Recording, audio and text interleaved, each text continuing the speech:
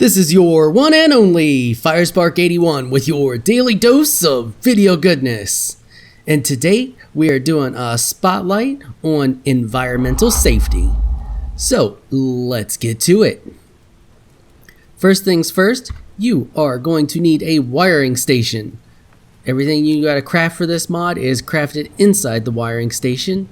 There are 3 items. There is the ambient node, the environment manipulator, and the environmental console. The console is going to cost you 5 Durasteel bars, 1 silicon board, and 3 copper wire. The environment manipulator is going to cost you 20 Durasteel bars, 3 silicone boards, and 10 copper wire. And the little ambiental node is going to cost you 3 Durasteel bars and 1 copper wire. So, what does all this junk do? Well, I'm about to show you. So, we're going to need to go to a different environment to display some of this stuff because in this environment it's kind of useless. Alright, I'm here on an asteroid in the asteroid biome, and I have one of the environmental safety panels right here. And if I hit E to activate it, you can see that there are a bunch of different options to check mark. So gravity is going to give you artificial gravity, of course, kind of a given. The nanobot's going to heal you over time. The atmosphere generator basically gives you oxygen so that when you're up in space, you can take off your EPP and still be able to breathe. Central cooling is used on hot planets to cool you off without your EPP. So what this does is it allows you to have home bases without having to wear an EPP. That's all it really does. Anyway, so the heating is going to allow you to be on cold planets and not take any cold damage, and the anti-radiation is going to allow you to be on the poison planets without taking any poison damage. Honestly, the 2 most useful things on here, in my opinion, because you're never really going to need to take off your EPP unless you just don't build an upgraded one, and then you can kind of use these to set up a base, but you wouldn't be able to explore a planet, so it would kind of be useless.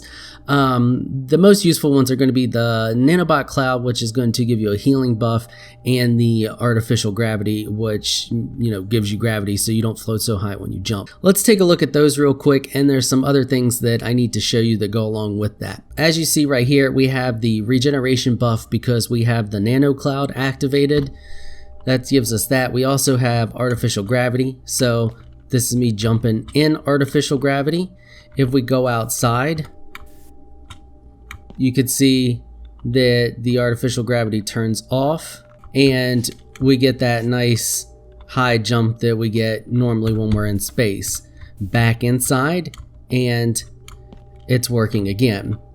I have 2 separate rooms here, as you see, and this actually does like the colony deed does, and it searches out an area for a house. So you have to have a wall, you have to have the background wall, you have to have the outer wall, and you have to have a door, and it knows that it is a house. Technically, you don't have to have the door, you just have to have a background wall and it has to be in an enclosed area. So if I was to remove the door and put this down, it should still work. Let's do that. I'll demonstrate that real quick. When I remove the door, you can see that it's going to start flashing red. This is telling you that it's not working right now because we're not in an enclosed area. So if I put this down like this, you can see that now it's working again because we're in an enclosed area. So let's remove this door too. So you can see down there that it is still active. So you do not need doors. All you need is an enclosed area, which means you have to have a background. It has to be sealed off. Let's put our doors back so I can demonstrate some other things. So even though you have the doors, they can be open and it will still work. See, it's open to the environment, but it's still okay. It's still working just fine, giving us our artificial gravity. If I knock the tiniest little hole in either the side here or the background, it's eventually going to tick off. There we go. It knows that there's a break, which kind of doesn't make any sense, but I just figured I'd let you guys know that that is a thing. It has to have the walls it searches for and knows the walls. Same thing would happen if I'd knock a tiny hole in the background. Okay, The other thing is, if we go into this room over here, you can see that it has searched out and has realized that that is a room down there. So this room is not getting any of the effects from the controller. Now we can correct that by a few different things. We can put another controller in this room, or there is the node. So we place the ambiental node here, and if I go to my wiring and I come down here and we select it, and then we jump back up to the top and we hook it up to the blue, you can see now that I'm getting the regen buff and the artificial gravity is working. So the environmental nodes will allow you to just expand from this area here to other areas in your rooms, only having one controller. But the thing with that is you will have all the same effects from one controller in every room, and these also have a red output, so you should be able to link your nodes as well from room to room. If you want different controls in each room, you can just place a separate control, and that would say allow you to have your nanobot cloud in this room, so you get your regen buff, but you don't have the artificial gravity, which gives you that high jump. So something to keep in mind there when you're choosing how you want to do it, whether you want to do the nodes or multiple panels. Now, if I come outside, I don't have any of those effects. It's all off. So what if you have an outside base or a large base and you want the effects to be all over? Maybe your garden's outside and you still want the effects. That's where the environment manipulator comes into effect. It does a 500 block radius and it does not look for walls.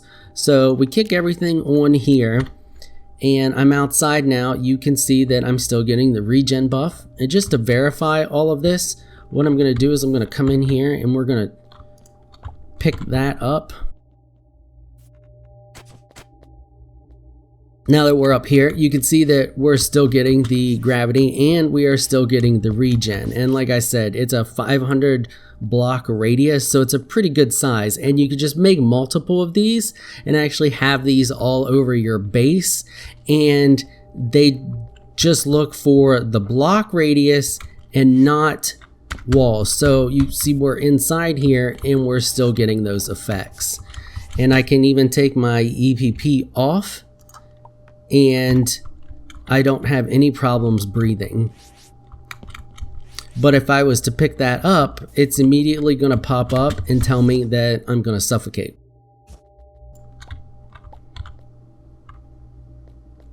And there you go. There's my oxygen bar because I'm suffocating, because there's no atmosphere. Well, I think that covers everything you need to know for the environmental safety mod. If you enjoyed this video, leave a comment down below. Let me know what you thought. If you're shy and you don't like to comment, just hit that thumbs up button and show your support. Until next time, thanks for watching.